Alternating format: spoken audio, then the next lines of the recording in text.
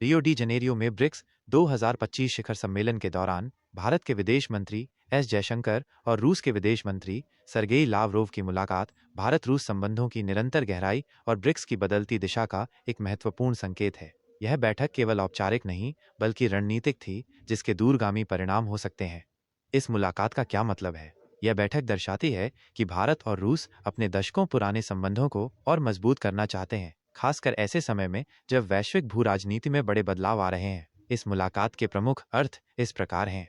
द्विपक्षीय सहयोग को मजबूती। दोनों देशों के बीच सामरिक, सैन्य, ऊर्जा और तकनीकी क्षेत्रों में पहले से ही गहरे संबंध हैं। इस बैठक ने इन संबंधों को और मजबूत करने पर जोर दिया। पश्चिमी प्रभुत्व को चुनौती। यह बैठक पश्चिम और अमेरिका के बढ़ते वर्चस्व के बीच ब्रिक्स जैसे संगठनों को एक मजबूत विकल्प के रूप में पेश करने का एक संकेत है। भारत और रूस बहुध्रुवीय विश्व व्यवस्था के पक्षधर हैं। ब्रिक्स के भविष्य की दिशा तय करना। चूंकि भारत 2026 में ब्रिक्स की अध्यक्षता करेगा, यह मुलाकात ब्रिक्स के भीतर नई सदस्यताओं और प्राथमिकताओं के साथ संवाद को तेज करने और नए संतुलन स्थापित करने के लिए एक महत्वपूर्ण कदम था।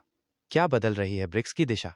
हाँ, इस बैठक से स्पष्ट संकेत मिलता है कि ब्रिक्स की दिशा बदल रही है। विस्तार और नया आकार। ब्रिक्स अब केवल 5 देशों तक सीमित नहीं है। ईरान, यूएई, मिस्र, इथियोपिया और इंडोनेशिया जैसे नए सदस्यों के जुड़ने से यह संगठन एक नया आकार ले रहा है, जिससे इसकी भूमिका और प्रभाव बढ़ रहा है। नई प्राथमिकताएं और संतुलन। नए सदस्यों के शामिल होने के बाद ब्रिक्स के भीतर नए संतुलन और नई प्राथमिकताओं की आवश्यकता है। जयशंकर और लावरोव ने इस बात पर सहमति व्यक्त की कि ब्रिक्स के अंदर संवाद को तेज किया जाएगा। बहुध्रुवीय विश्व व्यवस्था पर जोर। ब्रिक्स अब सिर्फ आर्थिक सहयोग का मंच नहीं रहा, बल्कि ये एक ऐसा मंच बन रहा है जो वैश्विक भू राजनीति में बहुध्रुवीय व्यवस्था को बढ़ावा दे रहा है, जिसमें भारत और रूस प्रमुख भूमिका निभा रहे हैं।